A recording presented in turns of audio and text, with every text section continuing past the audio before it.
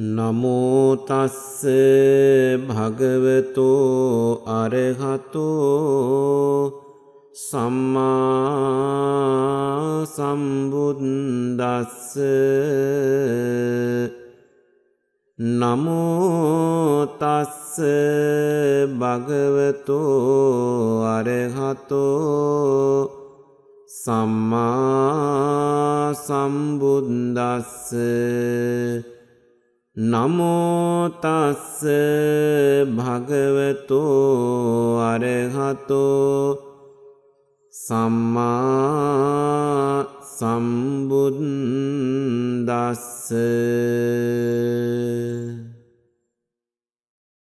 අසූමහා ශ්‍රාවක චරිතා ප්‍රධාන තුල මහා මොග්ගල්ලාන මහරහතන් වහන්සේගේ චරිතය ඊ타ම සුවිශේෂී චරිතයක් බවට පත් වුණා. ගෞතම සම්බුද්ධ ශාසනයේ අපමහා භාග්‍යවතුන් වහන්සේගේ වමත් සව් හැටියට උන්වහන්සේ අග්‍ර ශ්‍රාවක තනතුරක් ලබා ගන්නට වුණා. අද ඔබට දේශනා කරනු ලබන්නේ ඒ උත්තමයන් වහන්සේගේ උතුම් චරිතා ප්‍රධානිය පිළිබඳවයි. ශ්‍රී ගෞතම සම්බුද්ධ ශාසනයෙහි අග්‍ර ශ්‍රාවක දෙනම අතරින් වමත් සව් හැටියට මුගලන් මහරහතන් වහන්සේ අග්‍ර ශ්‍රාවක තනතුර සඳහා විවරණ ලබා ගත්තා. පින්වතුනි, උන්වහන්සේ විවරණ ලබාගත්තේ අනෝමදස්සී බුදුරජාණන් වහන්සේගෙන්.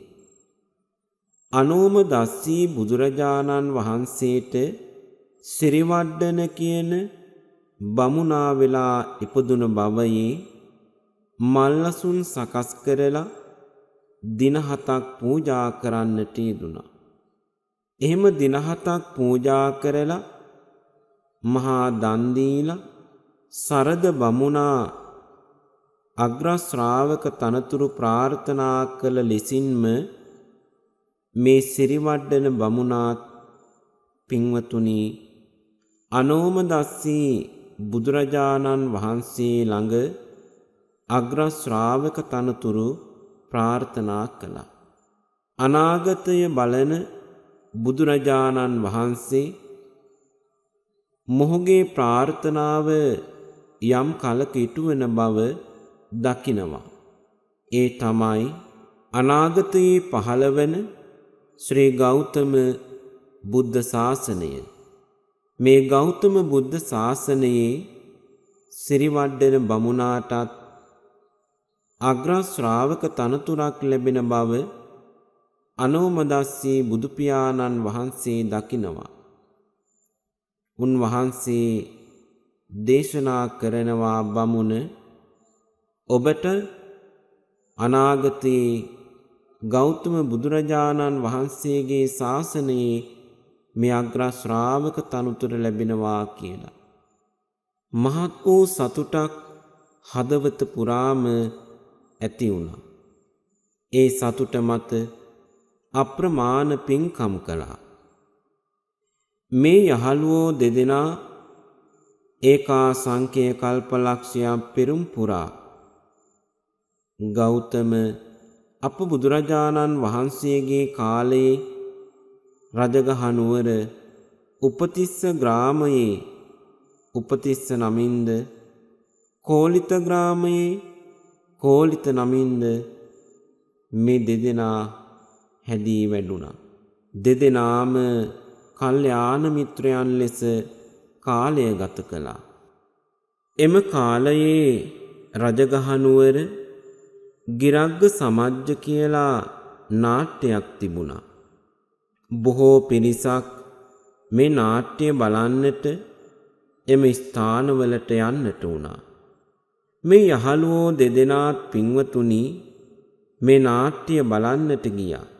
යහළුවෝ දෙදෙනා මේ නාට්‍යයෙන් ගත හැකි දෙයක් නැතැයි සිතා ජීවිතය ගැන කලකිරී සත්‍ය වූ ධර්මයක් සොයාගෙන ගමන් කළා.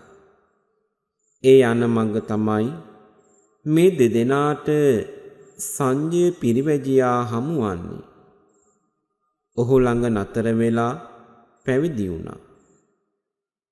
සංජයගේ මෝක්ෂ මාර්ගය ගැන කිසිදු සෑහීමකට පත් වුණේ නැහැ මේ කලන මිතුරන් දෙදෙනා.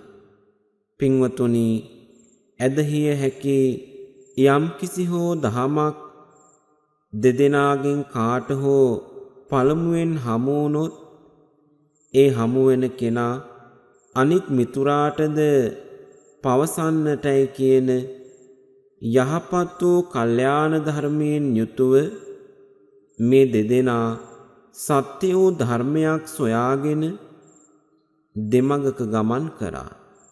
මේ යන අතරතුරේ තමයි අස්සජී මහරහතන් වහන්සේ උපතිස්සට හමු වුණේ. උපතිස්සට දේශනා කරපු ඒ දහම් කරුණ ඔහු අවබෝධ කරගෙන සෝවාන් භාවයට පත් වූ හේයින් තමන්ගේ කල්යාණ මිත්‍රයාටත් මේ යහපත් වූ දහම් පදය මනමින් කියා දෙන්නට ඕන කියන අරමුණෙන් යුතුව කෝලිතව සොයාගෙන ආවා. හමු වූ කෝලිතට මේ සුනිමල දහම් පදය කියා දුන්නා. පදගාථා 4 කියනවාත් සමගම ඔහුටත් දහම් ඇස පහළ වී ඔහුත් සෝවාන් භාවයට පත් වුණා.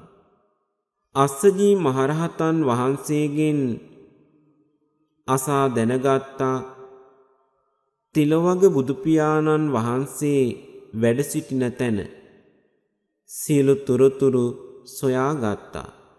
පින්වලින් පිරුණු මේ සිත් සතන් තවත් සුවපත් භාවයට පත්කර ගැනීමේ අරමුණින් බුදුහාමුදුරු බැහැ දැකීමට ප්‍රථමයෙන් තමන්ට පළමුවෙන්ම ගුරු වූ සංජය පිරිවැජියා ළඟට ගියා. සංජය පිරිවැජියා ළඟට ගිහින් ගුරුතුමනි, අපට යහපත් වූ ධර්මයක් ලැබුණා. ඒ ධර්මය අවබෝධ කර ගැනීමට අප දෙදෙනා යන්නටයි මේ සූදානම. ඒ නිසා ඔබතුමාටත් මේ ආරාධනාව. ඔබතුමාත් පිළිගෙන එන්න අපහා යන්නට කියලා. පින්වතුනි, සංජය පිරිවැජියා බුදුහාමුදුරුව බැහැ දැකීමට ප්‍රතික්ෂේප කරනවා. ඒ අවස්ථාවේදී එතන සිටිය යහළුවන් 250 දෙනෙක් සමගම මේ දෙදෙනා ලෝතුරා භාග්‍යවතුන් වහන්සේ බැහැ දැකීමට හමුවට වේළුවනාරාමයට පැමිණෙනවා. බුදුරජාණන් වහන්සේ දන්නවා මාගේ සම්බුද්ධ ශාසනයේ අග්‍ර ශ්‍රාවක තනතුරු ලබන අය අද පැමිණෙනවා කියලා. ඒ දකින බුදුරජාණන් වහන්සේ භික්ෂූන් වහන්සේලා පිරිවරාගෙන සමවත් සුවයෙන් වේළුවනාරාමයේ වැඩ සිටියා. දුර ඈතින් මහා පිරිසක් පැමිණෙනවා. බුදුහාමුදුරුවෝ පැහැදිලි කරනවා, මහණෙනි, අර ඈතින් එන පිරිස අතර මුලින්ම එන දෙදෙනා තමයි මාගේ ශාසනයෙහි අග්‍ර ශ්‍රාවක තනතුරු ලබා ගන්නේ කියලා. ඒ වචනේ ඇසූ පැහැදුන භික්ෂූන් වහන්සේලා සාදුනාදදී ඒ වචනය පිළිගත්තා කියනවා. ඒ අවස්ථාවට පැමිණුණ මේ දෙදෙනා ලෝතුරු බුදුපායුග වන්දනා කළා. සම්බුදු පියාණන් වහන්සේට වන්දනා කරයින් පසුව එහි භික්ෂු මහණ ප්‍රෝර්ජාවෙන් පැවිදි උපසම්පදාව ලබාගත් උන්වහන්සේ මනා ඉඳුරන්ගෙන් යුතුව ලෝතුරා බුද්ධ ශාසනයේ කෝලිත මහා මොග්ගල්ලාන යන නාමයෙන් පැවිදි භාවයට පත් වුණා. කල්ලවාල නම් ගමෙහි වැඩ වාසය කරමින් කමඨහන් මෙනෙහි කරමින් පින්වතුනි මුගලන් මහතෙරුන් වහන්සේ රහත් භාවයට පත් වුණා. පංචවග්ගීය මහරහතන් වහන්සේලාගෙන් නැරඹුණු භික්ෂු ශාසනය 1250ක් පමණ රහතන් වහන්සේලාගෙන් පිරුණු මොහොතක රජගහ නුවරදී ලෝතුරා බුදුරජාණන් වහන්සේ භික්ෂූන් මැද්දේ කැඳවලා සැරියුත් මුගලන් දෙනම අගසව් තනතුරට පත් කළ බව ධර්ම සාහිත්‍යයේ සඳහන් වෙනවා. ගිහි පැවිදි සැමටම ආදර්ශවත් වූ ජීවිතයක් ගත කළා. මුගලන් මහරහතන් වහන්සේගේ ඒ උතුම් චරිතා ප්‍රධානය සිහිපත් වෙනකොට පින්වතුනි ඒ සේවය අමිල සේවයක් බවට පත් වුණා. මුගලන් මහරහතන් වහන්සේ එර්දි ප්‍රාතිහාර්ය පෑමේ උතුම් විශිෂ්ටත වූ දක්ෂතාවයකින් යුක්ත වුණා.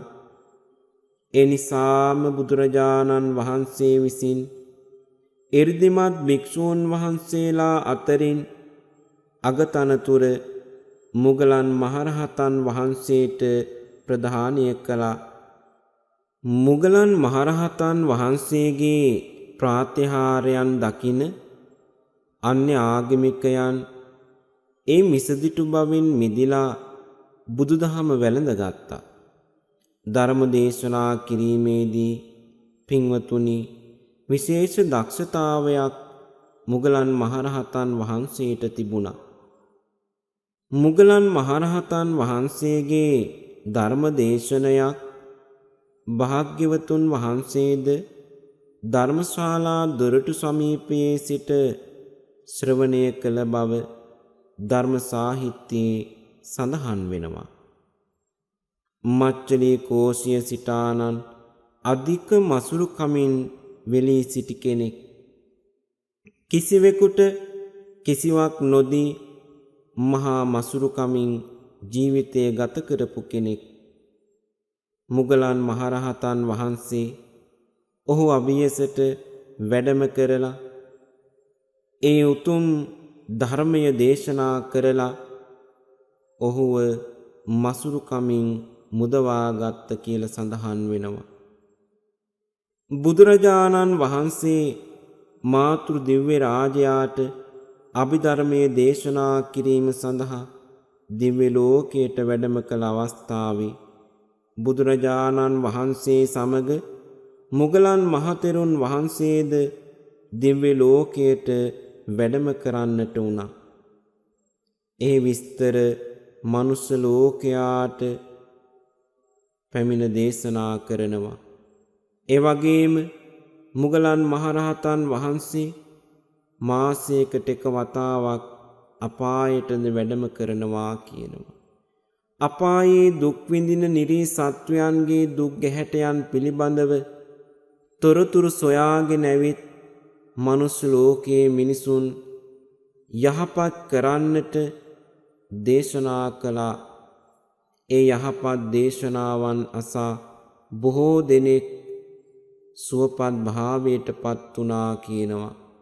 දිව්‍ය ලෝකයටද වැඩම කරලා ඒ දිව්‍ය විමානවල තොරතුරු සොයා බලා ඇවිත් එහි කුසලමය විපාක පිළිබඳව මිනිසුන්ට පහදා දෙනවා. මේ ආකාරයට මහත්සේ සම්බුද්ධ ශාසනය වෙනුවෙන් මුගලන් මහරහතන් වහන්සේ කැපවී කටයුතු කළ බව සඳහන් වෙනවා. නන්දෝපනන්ද නාගරාජයා දමනය කළෙත් මුගලන් මහරහතන් වහන්සේ විසින්.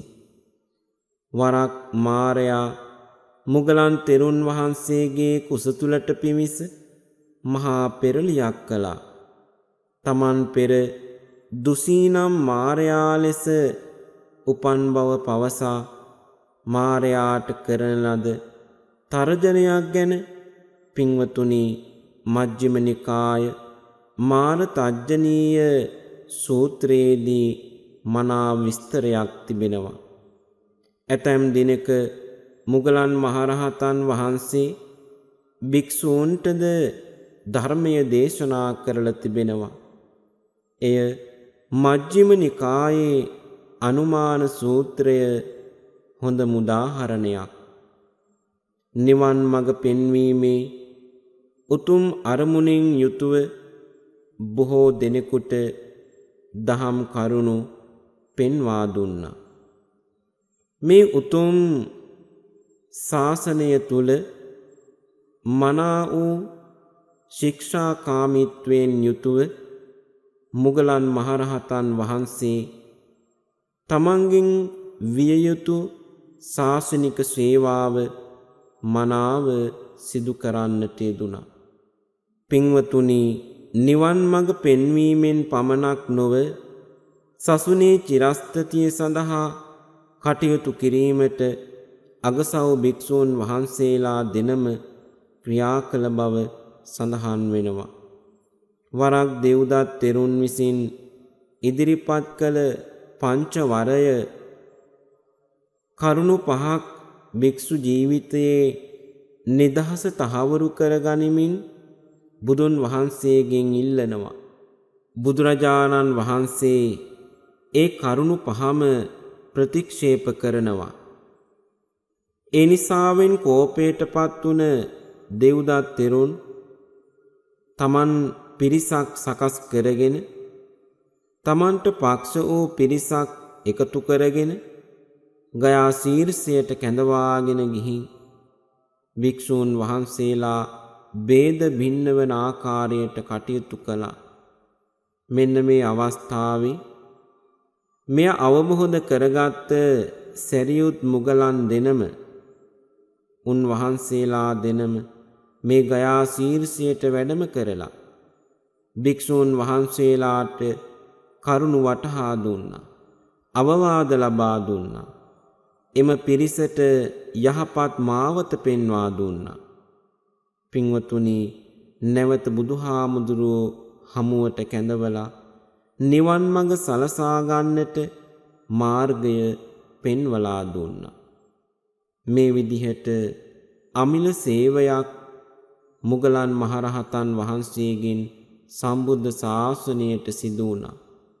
ලෝතුරා බුදුරජාණන් වහන්සේ මුගලන් මහරහතන් වහන්සේ ආමන්ත්‍රණය කරනවා, මහණෙනි, මුගලන් තෙරුන් මාගේ ශාසනයෙහි පිය කෙනෙක් බඳුය කියලා. එසේ සිතා ක්‍රියා කරන්නට, එසේ සිතා කටයුතු කරන්නට බුදුරජාණන් වහන්සේ සියලු දෙනාටම දේශනා කළා.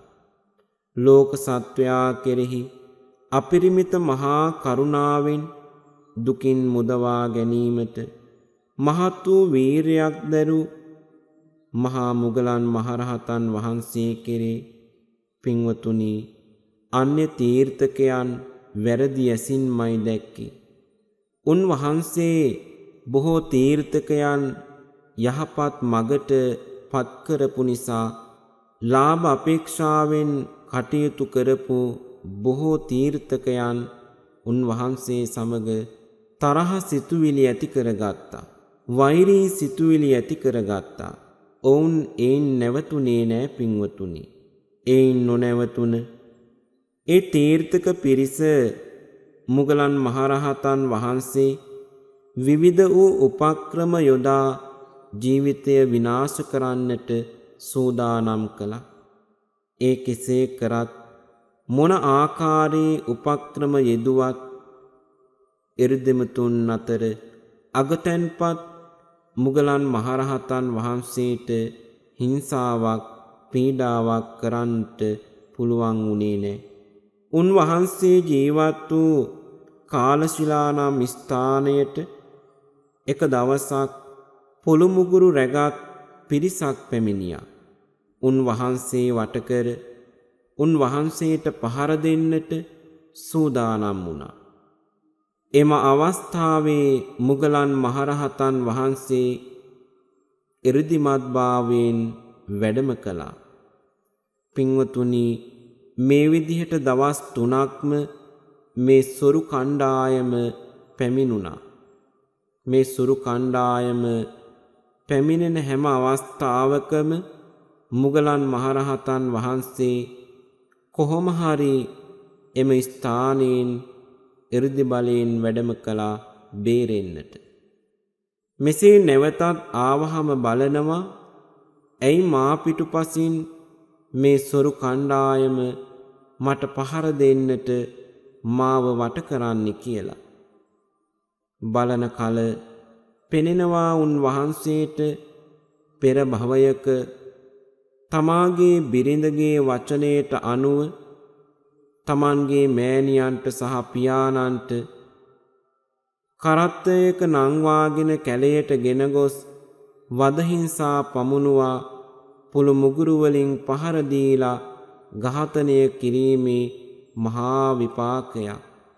පින්වතුනි, අවස්ථාවේ සිට බුද්ධාන්තර කාලයක් සංසාරයේ අප්‍රමාණව අවේචී මහා නිරේ පවා ඉපදුනා කියනවා. එසේ ඉපදී මේ උතුම් අග්‍ර ශ්‍රාවක තනතුර ලබා ගන්න කළ මහා පින්වල බලයෙන් එය ලැබුණා. එසේ වුණත් පින්වතුනි, ඒ කළ අකුසල කර්මය නිමා උනේ නෑ. ඒ අකුසල කර්මය සසරින් සසරටම ආවා. මුගලන් මහරහතන් වහන්සේ බලනවා අනේ මට මේ අකුසල කර්මයෙන් මිදෙන්නට පුළුවන් කමක් ඇත්තේ නෑ කියලා. ඒ අවස්ථාවේ කොහොම හෝ කවදා හෝ මේ අකුසල කර්මය මෙලෙසින්ම මට විපාකය ලැබෙනවා. ඒ නිසා මුගලන් මහරහතන් වහන්සේ සොරුන්ට අවකාශය ලබා දෙනවා උන්වහන්සේට පහර දෙන්නට. සමවත් සුවයෙන් චිත්ත බලයෙන් ශරීරය සකස් කරගන්නවා. පින්වතුනි, මුළු ශරීරයේම ඇට බිඳෙන්නට සොරුන් පහර දී පලා ගියා. උන්වහන්සේගේ චිත්ත බලයෙන් සීළු ශරීරය සකස් කරගෙන 이르දි බලයෙන්ම ලෝතුරා බුදුරජාණන් වහන්සේ බැහැදැකීමට වැඩම කළා. බුදුරජාණන් වහන්සේ බැහැදැක පිරිනිවන් පාන්නට අවසර ලබාගෙන ධර්ම දේශනාවන් සිද්ධ කරලා නැවත කාලශිලාවට වැඩම කරා. කාලශිලා ගල් ගුහාවේ උන්වහන්සේ අනුපාදිශේෂ පරිනිර්වාණ ධාතුවෙන් පිරිනිවන් පා වදාළ බව ධර්ම සාහිත්‍යයේ සඳහන් වෙනවා. සම්බුද්ධ ශාසනයේ මහඟු සේවයක් කළ උත්තමයන් වහන්සේලා අතර මුගලන් මහරහතන් වහන්සේට ඊතා විශිෂ්ට ස්ථානයක් හිමි වුණා.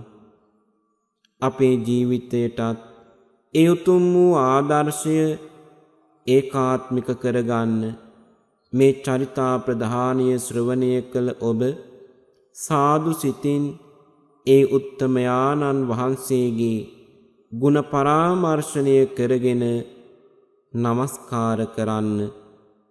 ඒ උතුමන් වහන්සේගේ චරිතයෙන් ජීවිතයට ගත හැකි ආදර්ශයන් ඒකාත්මික කරගෙන පින්වතුනි, මේ ගත කරන ජීවිතය යහපත් මගටම යොමු කරමින් ජීවිතය මනා අවබෝධතාවයකින් යුතුව ගත කරන්නට උත්සාහවන්ත වෙන්න.